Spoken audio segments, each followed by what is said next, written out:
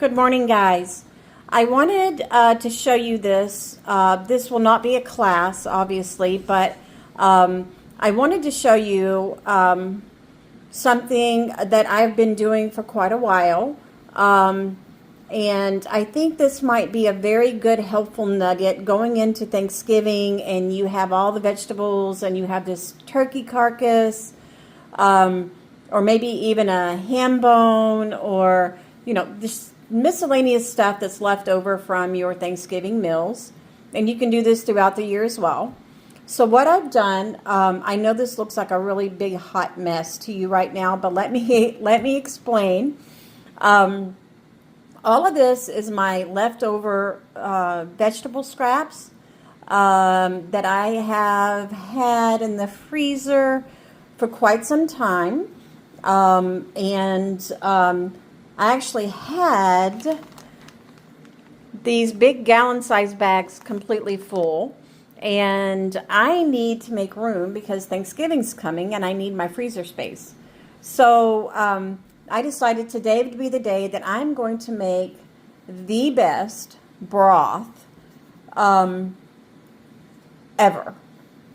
And you can make your own instead of paying $3 for a box of broth. Make your own, and we can can this up, and you have this on the shelf for when you need it.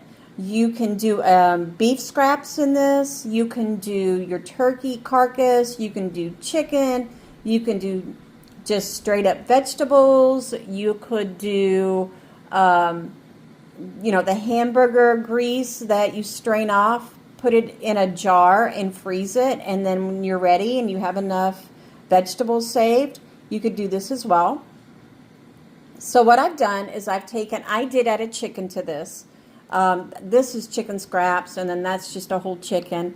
And the reason why I wanted to do it that way is because the bone of the meat tends to flavor your broth just to a certain degree better than just meat. There's just something about the bone. So I want that bone in there. A lot of times if you go to the grocery and you look at the broth, you have bone broth. Well, that's why, because the bone just, it releases the marrow out of the bone.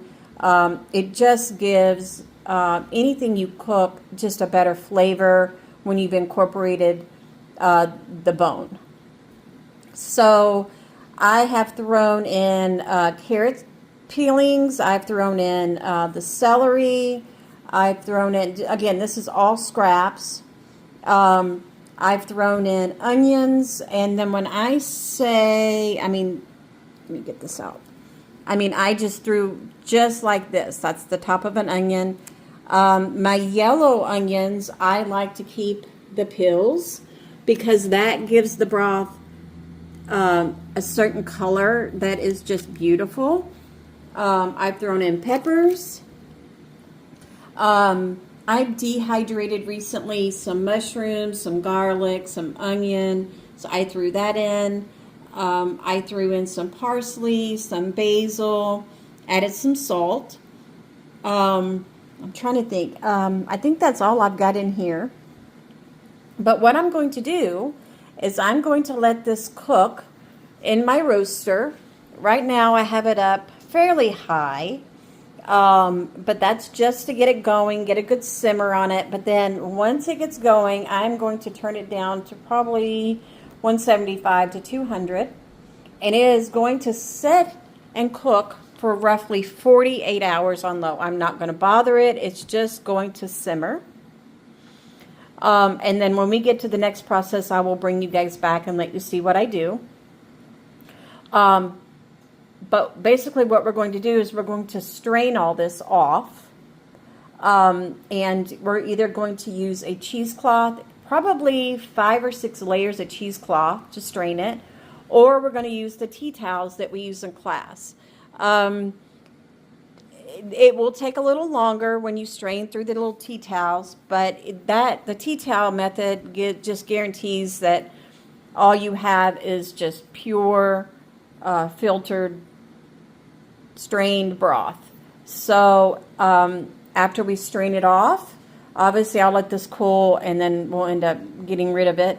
But we're going to can the broth. And since I did put meat in it, this broth will have to be processed for about 3 hours.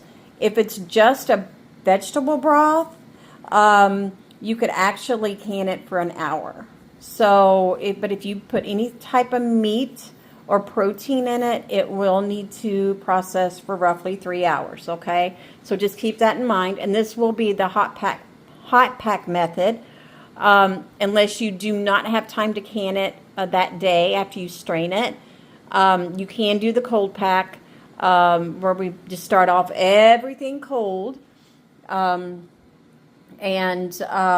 you can do that as well. Just make sure that you refrigerate everything, because we don't want to just have it set out in jars, okay? So once we get to that point, I will bring you guys back and I will walk you through it. This will not be a class. I just thought this might be a helpful nugget to you going into Thanksgiving. You know, you're going to have that turkey carcass. Keep it. Keep it. That turkey carcass with the bones will make the best broth. Keep your vegetable peelings. Freeze them. You can even put cabbage in this. I mean, you could put radishes. The sky's the limit when it comes to this. I do not recommend potatoes. And the reason why is because after you cooked potatoes and you've let them set, I've made this mistake one time. I threw potatoes in the scraps and potatoes, and it just I didn't like the flavor. So I do not recommend the potatoes. They just taste, if you've ever had an overcooked potato, that taste, and it just kind of ruins your broth. And so I don't recommend potatoes at all. But everything else I think would be phenomenal. Like I say, the sky's the limit. So in about 48 hours, I will bring you guys back, and we will go over the rest of the process. Again, this probably will not be a class teaching, but these little videos could just be a helpful nugget to you going forward in your preservation, learning, and trying to save a little money. Again, I much rather would do this than to pay over $3 for a box of broth. So I highly recommend this. And then I also, while we've got you going here, I also want to talk to you about this dehydrator. I had told Bruce in class that once I use this dehydrator, that I would update him on how I like it and things of that nature. This dehydrator was actually gifted to me from a very dear friend, and I am so grateful and so blessed. This is a Magic Mill dehydrator. This is different from the Nesco dehydrator, you know, the round ones. The Nesco doesn't have a temperature control, it doesn't have a timer. It'll do the job. It's just, I like to have a little bit more control in how my food is processing. So anyway, so I'm using this today, and I'm actually doing beef jerky. And guys, let me tell you what, the house just smells phenomenal. But let me show you this. So yeah, it's been going for 2 hours. I had it set for 8 hours, and yeah, look at that. And it smells so nice. So you have your time and temperature here, obviously, and then the digital screen, and I just love it. I don't even know how to describe how much I just love this machine. It does come with 7 racks. I'm only using 4 right now. It does come with 2 silicone mats for the sticky, like if you wanted to do the like the fruit roll-ups, or if you dehydrate something stickier, for example, bananas or strawberries, they become really sticky. I am kind of frugal, and I really do not want to invest in the silicone mats. I just use the nonstick Reynolds Wrap foil, and it's worked perfectly fine for me so far. This is the third time I've used it. I did peppers and onions, and those were phenomenal. And then I've made jerky twice, and jerky's out of this world. And then I vacuum seal it, and I put it in Mylar bags, and it's the best jerky ever. And I know what's in it. I know what kind of preservatives I used, which I didn't use any. It's just a healthy way to do it. And when we're hungry and we're in a hurry, or we're on the road, or, you know, I actually put this in Mike's lunch pail when he goes off to work. And it's a good protein for him. So I wanted to give you an update, Bruce, on the Magic Mills. I'm loving this. It's not a huge machine at all, but it gets the job done. Again, it has 7 shelves in it, and I'm just really liking it. So I think that's all I have for you right now. Again, I'll bring you back when the broth is ready to strain. And I hope you guys have a wonderful day and a wonderful weekend, and we will talk soon. All right, guys, so I am doing the follow-up video to the vegetable broth. This is actually has the chicken in it, but this is after 48 hours. It looks like a hot mess, but this is what you get. So I'm getting ready to strain this. I have my tea towel, I have my strainer ready, and then I am straining it into a big stock pot. And that way I let it cool a little bit. I'm going to reheat it. That way we can do a hot pack method. But everything will be strained right in here like this. I have a dish handy for when my dish towel, or my tea towel, if it was to get full. I can just pick it up and put it right here. And I also have another tea towel on backup. And so we are going to start this process. Okay, guys, so now we're going to start straining this in. And I'm using a slotted spoon. I'm just going to get the big chunks out before we pour it into the tea towel.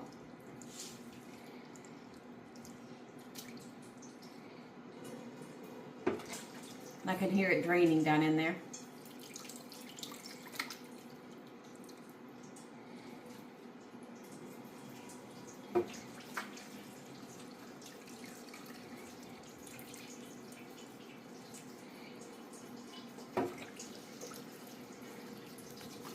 And this is why I said you might need a backup tea towel because this is going to get full pretty quickly. And you've noticed I'm doing it in the sink. That way if I make a mess, I can just rinse it right down. When we get to the final process and we start just pouring the liquid into the tea towel, we do not want to squeeze the liquid. You know how you pick up the tea towel and kind of squeeze the liquid out of the tea towel, because all that's going to do is just put more icky stuff back into your broth. So I would just let it naturally drain. I wouldn't squeeze it at all. And I think we might even need a third tea towel, but that's okay. I don't know if you guys can hear that, but it's starting to drain in.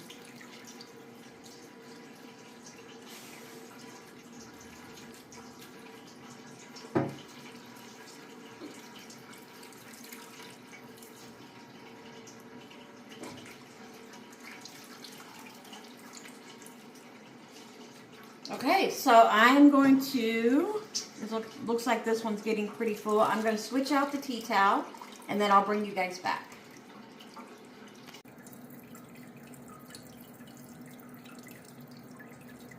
So there's still some stuff straining, and I really want to kind of squeeze it right now, but you really shouldn't do that. So I'm getting ready. I'm going to move it over.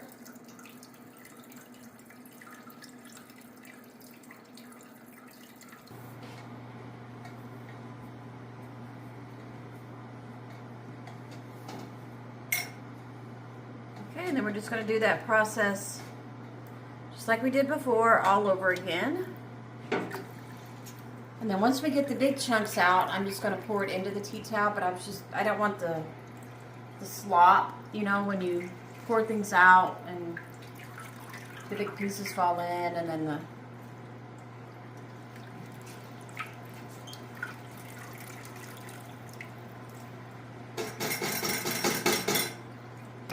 okay.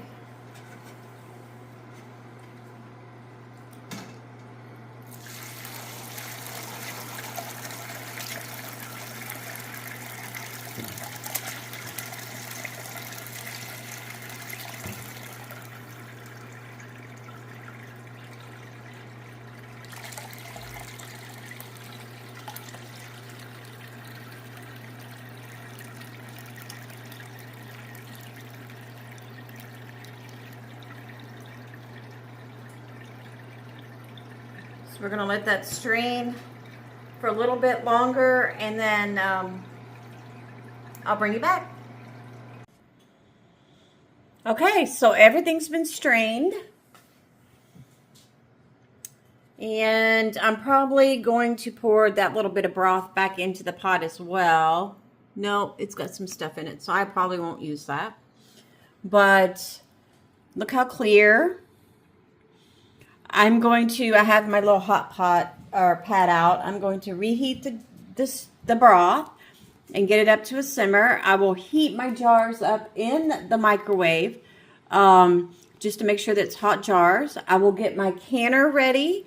And again, since this had chicken in it, I'm going to process it for about 3 hours. And but look how clear. There's nothing in it.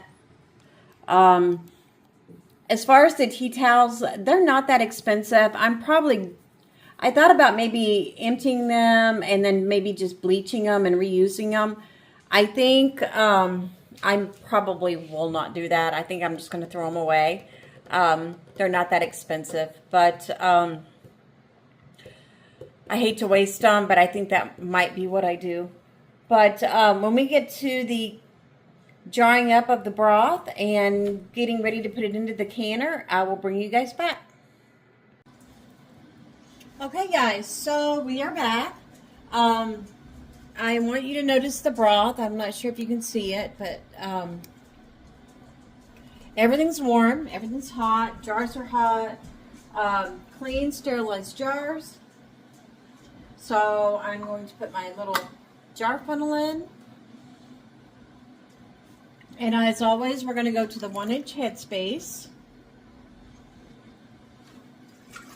We're just going to fill that up.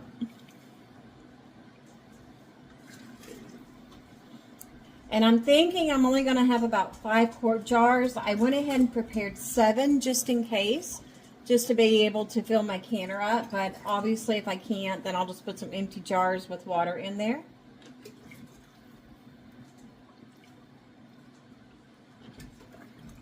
Going to fill those up to the 1-inch headspace. And then once I get all my jars filled, I'm going to wipe my rims down with a paper towel that's been dipped in vinegar.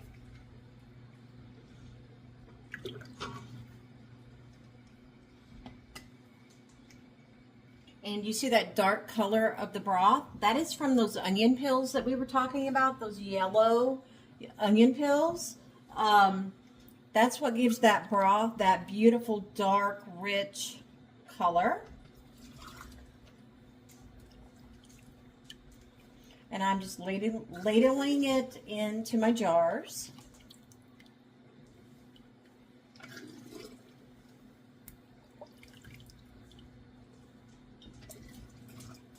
And again, when I'm done with this, before I put them in the canner, I'll give you a quick shot. I'm going to wipe the rims again with vinegar and a paper towel, since there's, you know, it's got the chicken grease in it. I want to make sure that our rims are clean. So I will bring you back when that process is done. Now I'm wiping the rim of my jars with the vinegar.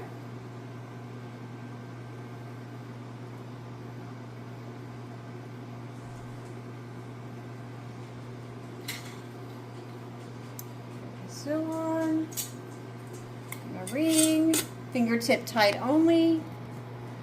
And then since they're hot, I'm going to go ahead and put them in my canner.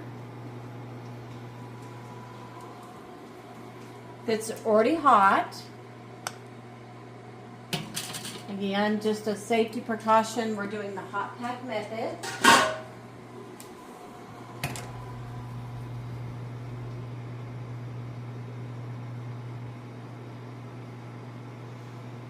Again, as precaution, we go down into the threads as well. Even though I use my little jar funnel, I just want to be sure.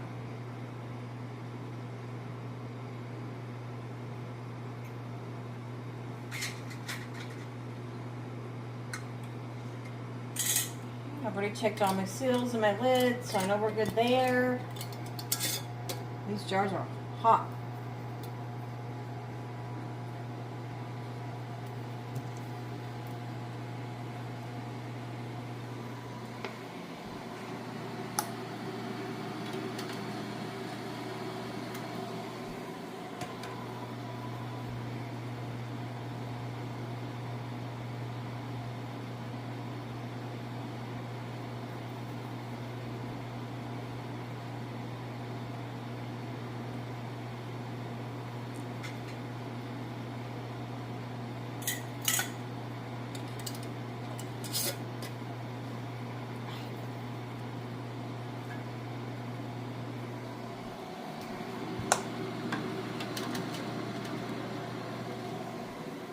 I might have just a tad bit too much water in my canner, but that's okay. We can ladle that out. Can you guys see the darkness of that broth? Isn't that beautiful?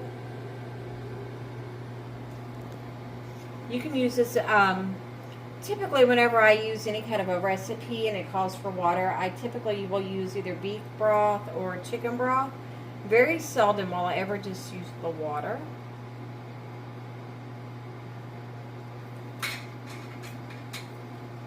So we'll go through this fairly quickly.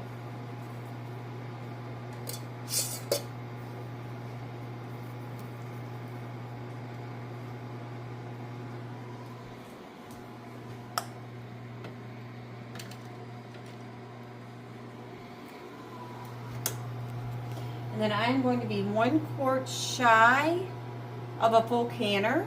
So I'm going to be putting 1 empty jar filled with water so it doesn't float into my canner. Don't make a mess.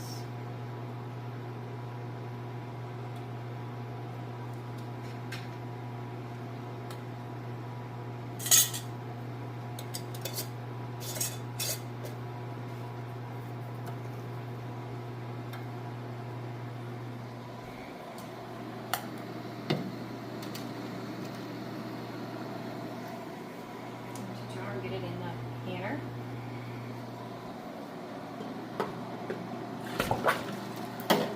Okay, that wasn't smart.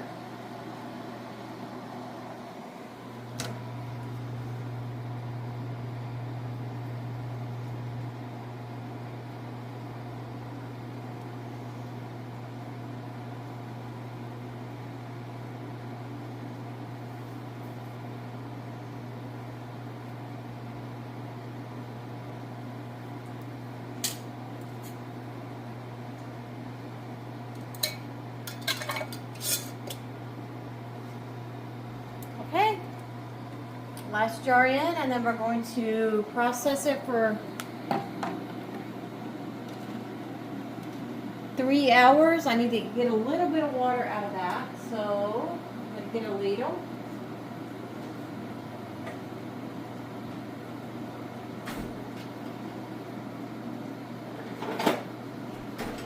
Get some water out of it because it's past the full mark.